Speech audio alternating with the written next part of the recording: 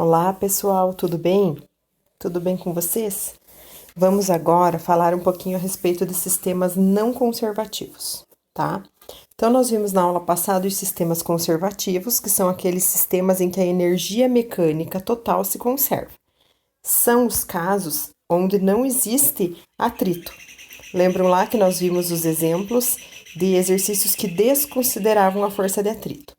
Agora, os sistemas não conservativos, consequentemente, serão aqueles onde há ação do atrito ou da resistência, forças de resistência, tá? Nessas duas situações que nós estamos vendo aqui, ó, o salto de paraquedas e o jogo do curling. Onde será que acontece a dissipação de energia em cada uma dessas figuras? Então, aqui, gente, nós podemos observar que no salto do paraquedas, a dissipação de energia acontece por causa do atrito com o ar, da força de resistência do ar. Quando a pessoa salta, ela, ela cai, né, em queda livre e ela sofre a ação da resistência do ar. Quando ele abre o paraquedas, o paraquedista abre o paraquedas, ele vai começar a cair com velocidade constante, tá? Mas a energia potencial gravitacional dele está diminuindo, porque a altura dele está diminuindo. Então a energia cinética se conserva, mas a energia potencial gravitacional diminui. E ela está sendo, essa quantidade de energia total que vai diminuir, ela está sendo dissipada devido à resistência do ar, o atrito com o ar. Tá? Já no jogo do curling lá, quando a gente lança o objeto, ele vai perdendo a velocidade aos poucos devido ao atrito que ele sofre com o solo, né? Da força de atrito que o solo exerce sobre ele.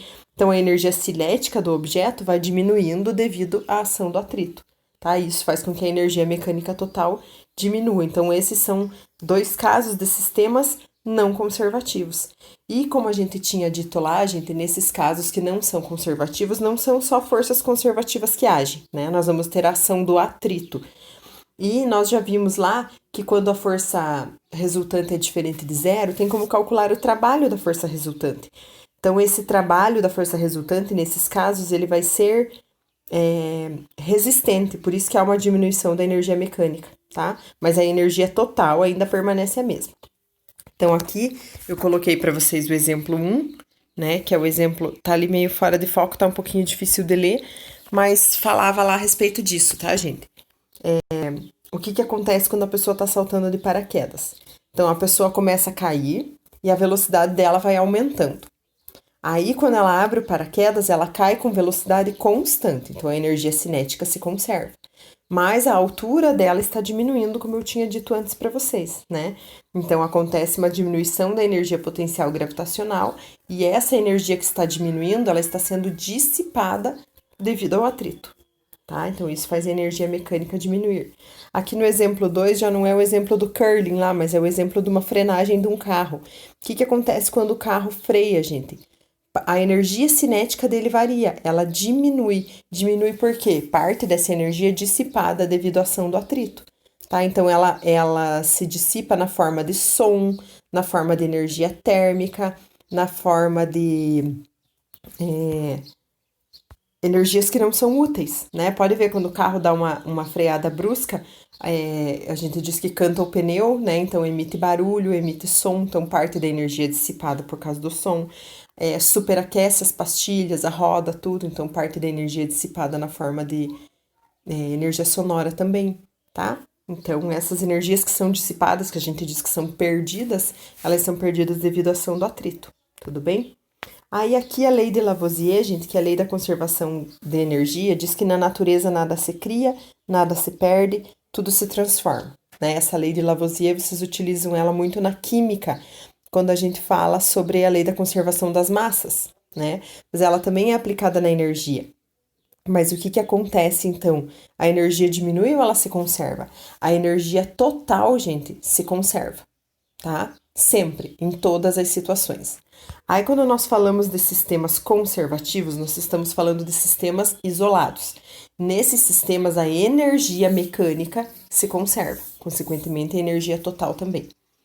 Já nos sistemas dissipativos, a energia mecânica não se conserva, porque parte dela é dissipada em forma de atrito, tá? Mais a soma da energia dissipada na forma de atrito com a energia mecânica útil vai ser igual à energia total. Então, a energia total também se conserva, tá? Lembrem que a energia total sempre se conserva, mas daí nos sistemas conservativos ela é igual à mecânica e nos não conservativos ela vai ser igual à mecânica mais a dissipada, tá? Então, a lei da conservação da energia, que é baseada lá no Lavoisier, ela é verdadeira em qualquer tipo de situação, tá bom? E daí nós chegamos agora, gente, na seguinte conclusão, ó. A energia mecânica dissipada, ela é igual à diferença de energia. Então, eu tinha uma energia mecânica no início e essa energia diminuiu lá no final. Essa diferença da energia mecânica inicial e final, o tanto que foi perdido, é a energia dissipada. E eu posso calcular o trabalho dessa força dissipativa fazendo a variação da energia. Então, lembra que nós já tínhamos estudado lá, quando nos teoremas que relacionam trabalho com energia, a gente já tinha estudado que o trabalho da força de atrito era igual à variação da energia cinética, mv ao quadrado do final menos mv ao quadrado do início, né? Mas agora a gente pode adaptar aquela fórmula lá. O trabalho das forças dissipativas é igual à variação da energia mecânica, tá, gente? Então, aqui o que muda? Energia mecânica é a soma de todas elas, lembram lá? Então, a gente vai ter assim, desdobrando nossa fórmula. mv ao quadrado sobre 2, mais mgh, mais kx ao quadrado sobre 2 do início, menos mv ao quadrado sobre 2, mais mgh, mais kx ao quadrado sobre 2 do final. Claro, nem sempre nós vamos utilizar essa fórmula grandona, né? Assim como a gente viu na aula passada nos sistemas conservativos. A gente utiliza parte só dessa fórmula, dependendo da situação que eu estou analisando. Se eu tenho velocidade, ou se eu tenho altura, ou se eu tenho molas no meu exercício, tá? Então, gente, grifem na apostila o que vocês acham importante, grifem lá a nossa fórmula, tá? Façam as anotações que vocês acham consideráveis aí. E daí, na nossa próxima aula, a gente vai resolver os exercícios da apostila que falam sobre energia, sobre sistemas não conservativos, tá bom? Então, até mais, até a nossa próxima aula. Se tiverem dúvidas, mandem as perguntas de vocês lá que eu estou à disposição.